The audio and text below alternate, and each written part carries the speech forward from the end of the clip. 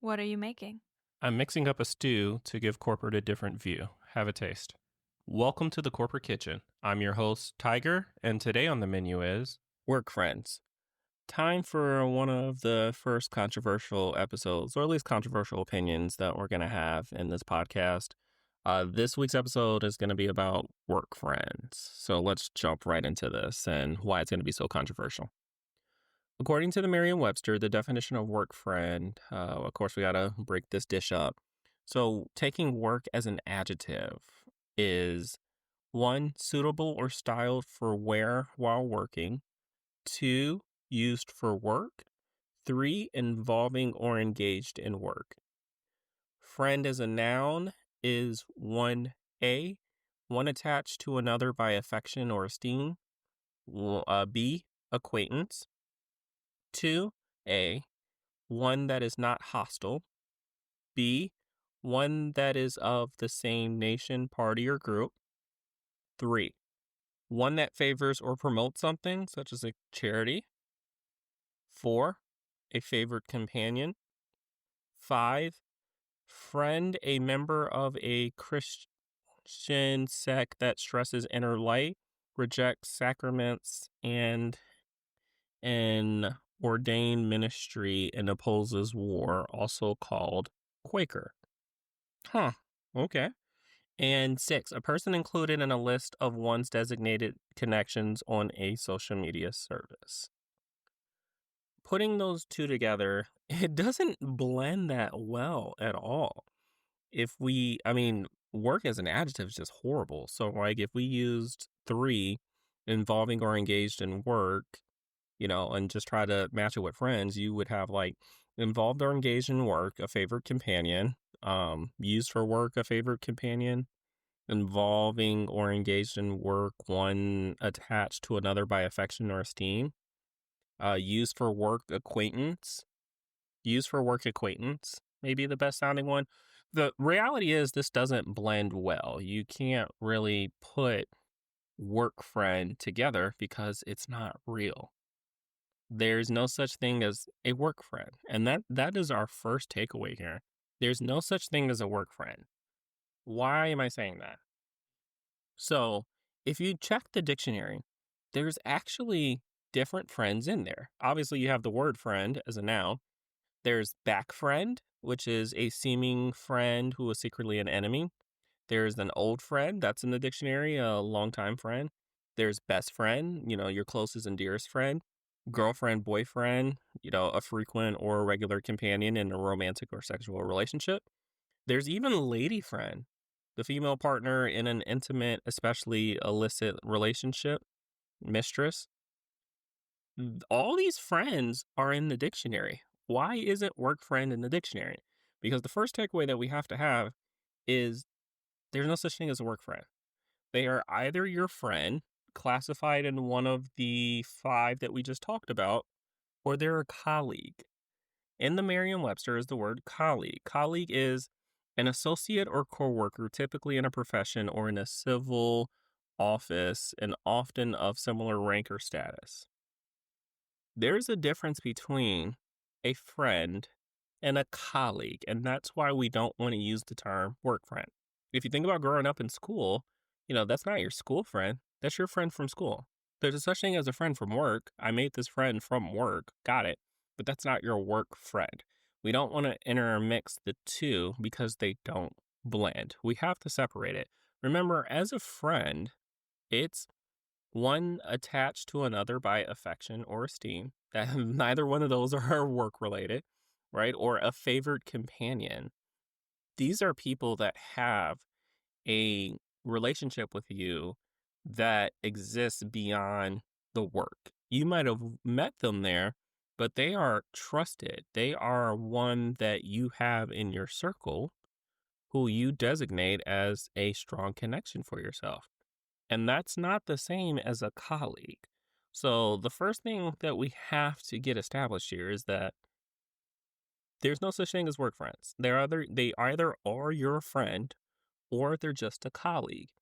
And that truth will help you distinguish and categorize people properly. It's like calamari. right? What is calamari? If you said octopus, you are incorrect. Calamari is not octopus. Calamari is squid. And a lot of people don't know that. It's not octopus. You're not ordering octopus. You have to make that line where, just like for a cow, a cow's is an animal, right? A farm animal, and we get beef from a cow. So the squid is the animal, and calamari is something that we get from a squid. But it's a squid, not an octopus. You got to make that line. Same thing with the people that you work with. You have to make that line of classifying them correctly because work friend's not the correct classification. The reason why this is really important is two reasons. And those two reasons are actually our two takeaways, the takeaways 2 and 3. So we talked about the first one, that no such thing, that either your friend or your colleague. The second takeaway, which is the reason number one that you have to make this delineation, is that you can never fully trust a colleague. When you think about work, especially in this day, especially in corporate America, everything's a competition. In the public sector, in public companies, and even worse in private companies, everyone's out for themselves. Everyone is looking to succeed, do well, and make money. And it's a nasty game, right? We talked about in earlier episodes how, there are losers in this game of corporate America.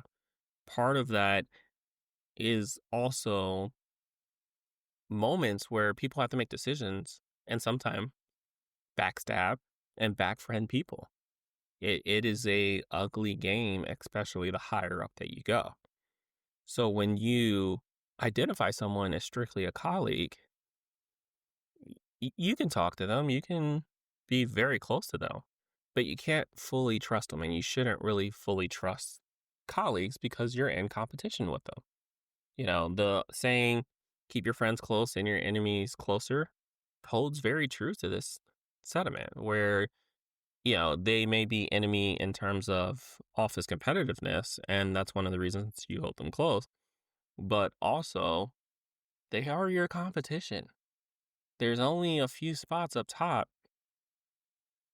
You're competing with all these other colleagues that you have, these people of similar rank or status that you're considering as being close to or associated with. You have to make sure that you know who you can trust and who you can't trust. Your friends, you should be able to trust. I know that opens up a can of worms because that's going to bring up a lot of discussions of, okay, like friends, family tends to be the worse backstabbers or they backstab worse than a colleague or someone you don't know. Peace. Understand that line. But we're going to pull back from that. And we're going to focus on at least the foundational aspect because this is foundational knowledge that you should be able to trust your friend.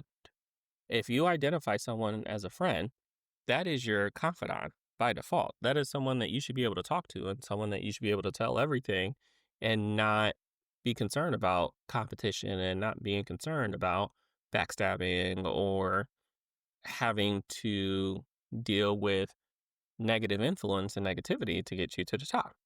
There's someone that should be supporting you, someone that is a favorite companion. When you have friends at work, you met them at work, you guys hung out outside of the office, and now they're your trusted person. They're not your work friend, they're your friend. The work has nothing to do with it at that point, and that's a major delineation that I think just people just miss, where it's like, hey, yeah, you might have met them at work, but that's your friend. You see that person outside of the office. That person knows your kids or your kids and their kids hang out, and your spouse does double dates with that person and that person's spouse. That is your friend. And that relationship holds true regardless of what happens with work. If they're a quote unquote work friend, technically, if you remove work, they should be nothing. And you're like, oh, you have a friend there. No, well, no, not if you're classifying them as work friend, right? If you classify them as friend and you remove work, nothing happens. They go to a different company, nothing happens because they weren't connected to work. They were your actual friend. Make that line for yourself and really classify people properly. Are they your friend or are they your colleague? You should be able to trust your friends. Colleagues, different story. Colleagues you're always in competition with, whether it's public or privately known. You always got to kind of have that chip on the back of your shoulder where it's like, yeah, we cool, but for this one MVP trophy, we're going neck and neck on it. You're, Nikola Jokic and I'm SGA in NBA trying to win this MVP trophy. We can be cool, cordial, no issues. We're not at each other's throats, but we are in competition. So yeah, I can never trust you fully because I'm trying to best you. Friends, you shouldn't be trying the best. You should be supporting them and they should be supporting you. What was really interesting when I went through the notes in order to make this episode was the different types of friends that are shown in the Merriam-Webster. And if you're not someone that uses the dictionary, I definitely implore you to do that because you will learn a lot, right? And again, work friend is not in the dictionary. It's not in the Merriam-Webster, and that's fully intentional. They have, they even have mistress in the dictionary as lady friend, right? So it's fully intentional that work friend is not meant to be a real word because it's not meant to be a real thing. Part of the issue that we have in corporate America is connections nowadays. Due to the pandemic, there's a lot of hybrid, remote activity that is done, and the connectivity that you have to create with people to foster relationships just becomes a lot more difficult. When we had an earlier episode about mentorship, and that's a type of relationship, there's also sponsorship, there's also coaching. These are type of workplace relationships, but they're not friendships. They're not colleagueships either, right? They are other types of relationships. When you are ready to classify your relationship with people, other people that you work with, there's other words for it. And just going with work friend because you are close to that person does not provide the best sense of judgment to really perform that relationship. I think we throw around the work friend title to people a little too casually, and we do it without truly knowing what it means. And sometimes it gets, hard and difficult, but the reality is we just don't have great vocabulary. That's what it comes down to. It's not an issue of, hey, I don't really know where to classify this person. It's really we don't have great vocabulary. That if you are a senior manager and you report to the director or the vice president, there are eight other senior managers that also reports to this, director or vice president. So there's a total of 9 of you reporting to this one person. You have a team of 20 people. You're cordial, cool, close to all other, all 8 other senior managers, and then the people that report to you. Could you classify any of those people as work friends? No, because we already established that it's not our word, but why would you? If the 8 other managers are close to you and you are close outside of work and you actually build trust with them, calling them a work friend is going to make that very cloudy. Because if you have a relationship with those other managers outside of work to the point that you can classify them as a friend, but there are also 8 other senior managers that report to the same person you do, you're technically in competition with them. It could put you in an awkward position because you're approaching the relationship as, no, you're my friend, I can trust you. But at the same time, you two are standing on opposite sides of the fence, and only one goes to the top. So you want to make sure that you really understand where you are.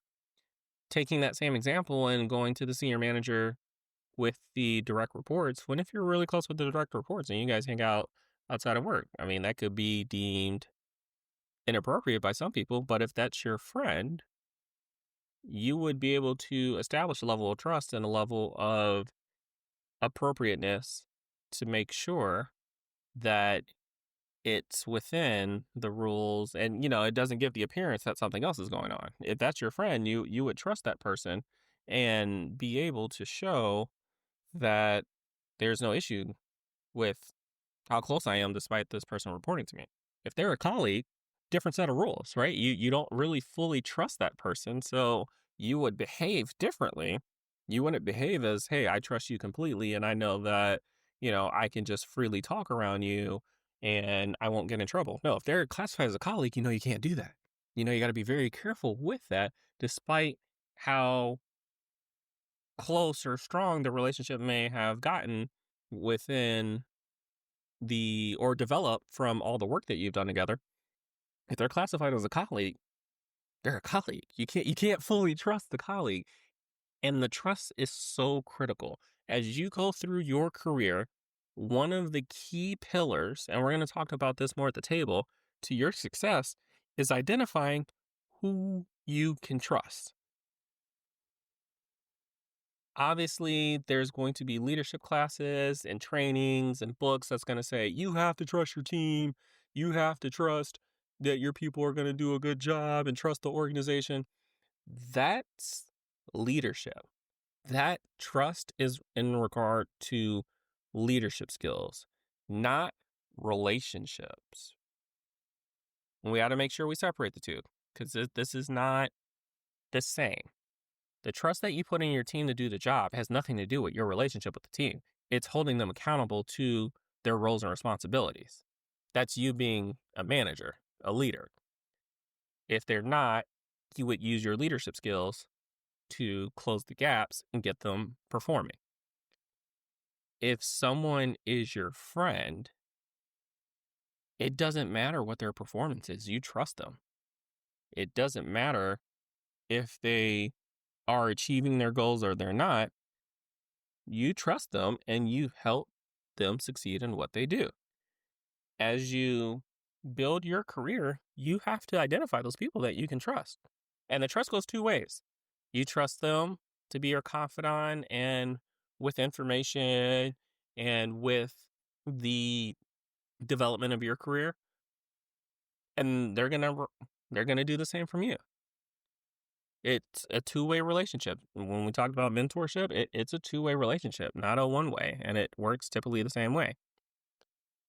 Be careful who you put your trust in.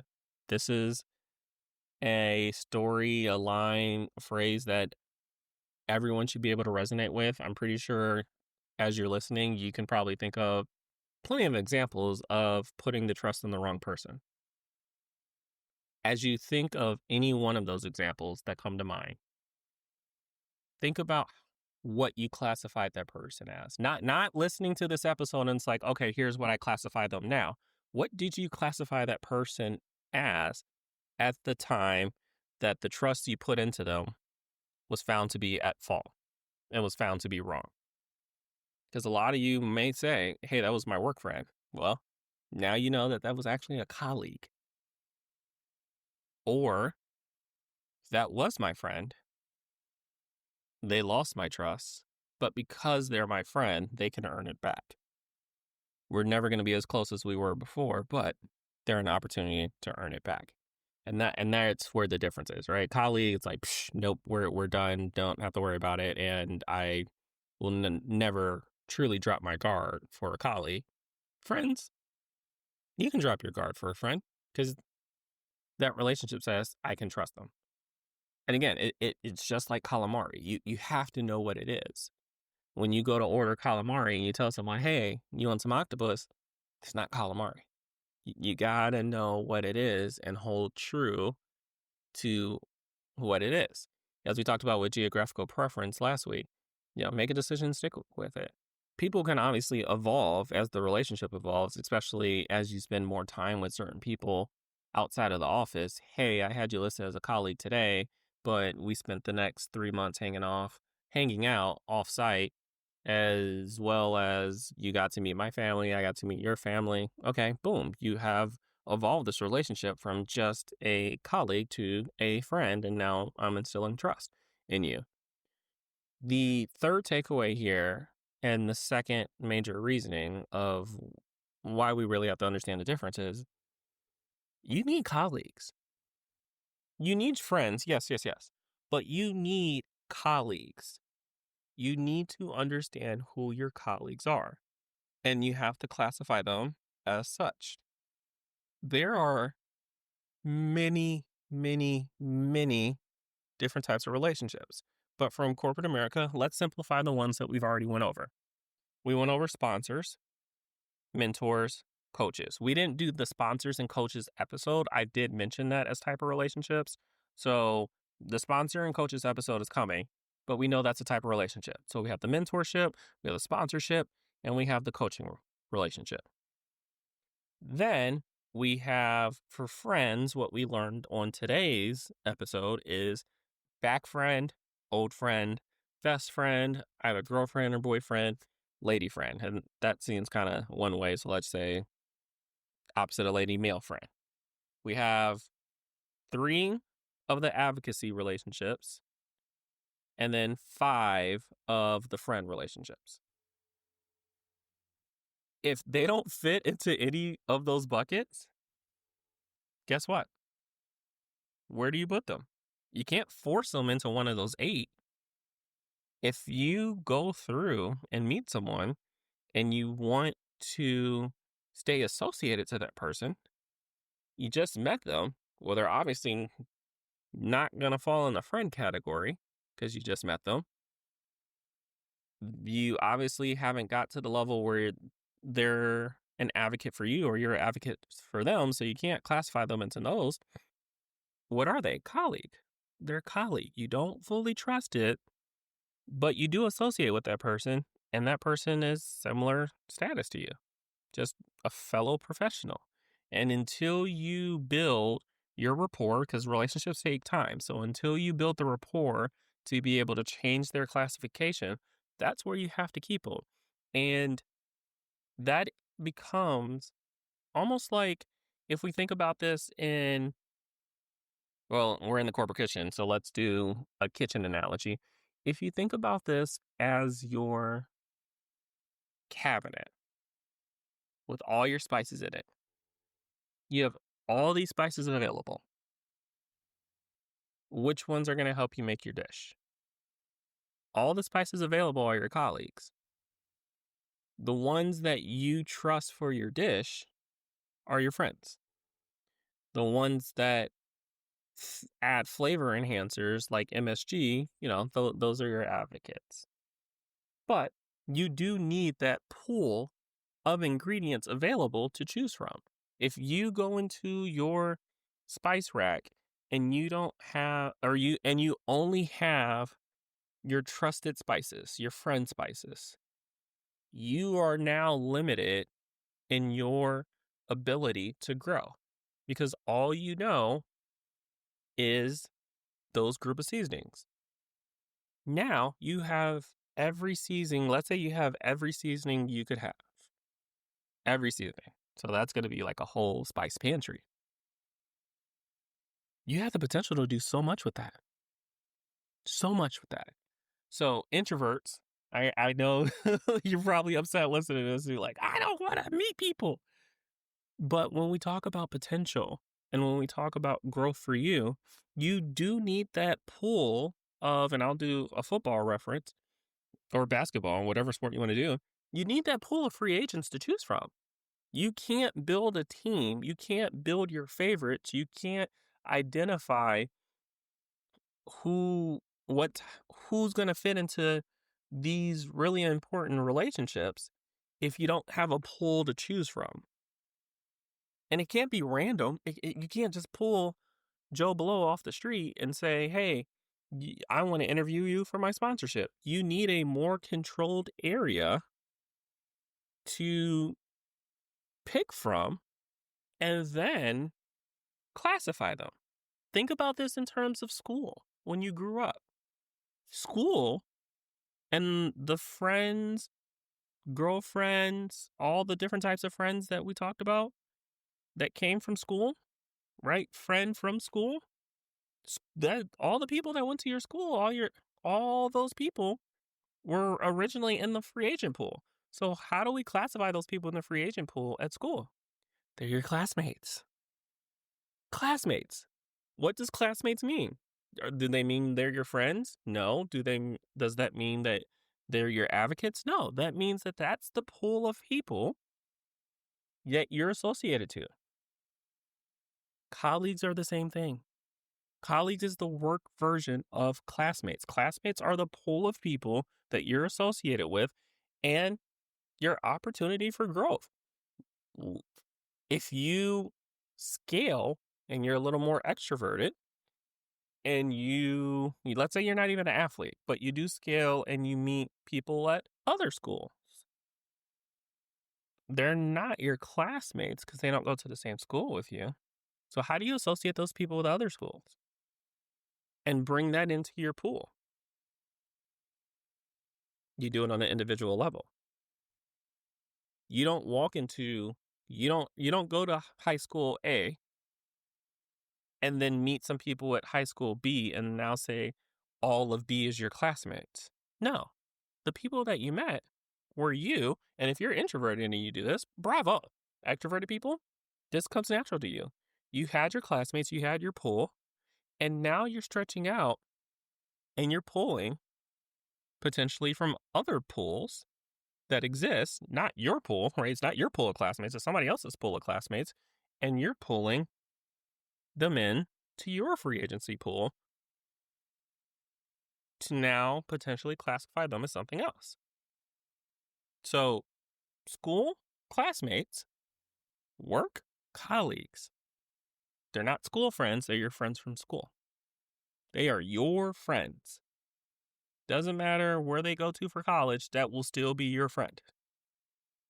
When you say, oh, that's my friend since middle school, friend since high school, right? You're adding a timeline of how long that relationship lasts. But that is your friend. They graduated, promoted, evolved from classmate to friend. In the workplace, started off as colleague, now you're friend. You're no longer in the colleague pool. We've evolved the relationship, and now you're friend. Or you are a higher level than me, and we built an advocacy relationship. Now you're my mentor, and now I have mentorship with you. And you're no longer in the colleague stage. That's the approach that we have to take. They're not your friend, your work friend, they're your friend from work. You met the person at work, just like, that's my friend from high school. It's just a relation of communicating where you know them from. So, in closing, we'll get ready to wrap this up. A little bit of a shorter episode. The basis is work friends are not real. No such thing as a work friend. Got to make sure you classify them. That is your friend or an advocacy relationship or a colleague. They are in the free agent pool or they've been signed to your team as something. When we have people in this colleague free agent pool, know that they exist, but you can't fully trust them. You don't see an NFL team out here signing every free agent possible. No, they don't. They don't fully trust all the free agents. They trust the ones that they believe is the best fit for their team. So you're not going to trust every single colleague that you come across, every single colleague that works at your company. You will find the ones that you can trust and you will build a relationship with them so you can classify them as something else and bring them into your inner circle, which you will need to grow and thrive, not just in your company, but in life. However, don't ever forget, we're going to need those colleagues. We're going to need those pools of people to pull from. If you're an introverted person, listen to this. This should be music to your ears because guess what? I just solved your biggest problem. Meeting people. You don't have to go out and meet them because they already exist. All the people that you work with. Yeah, I know it's scary to make that initiation and start that communication to figure out where they belong or if they belong in a different category. But guess what? A pool already exists for it. You don't have to go out your way to try to find a pool to choose from. It already exists at the company that you have.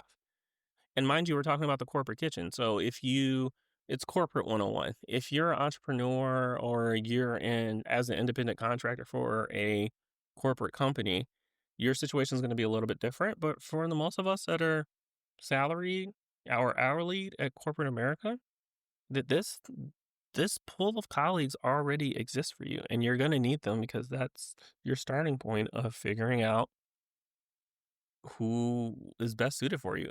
And what we'll talk about at the table too is if you change companies or you move to different facilities, you get access to different parts of you get access to different pools of colleagues. And that is a great feeling because it just increases your exposure and increases your ability to grow because now you're diversifying the pools that you've interacted with instead of just dealing with a small pond. Now you're at a big lake.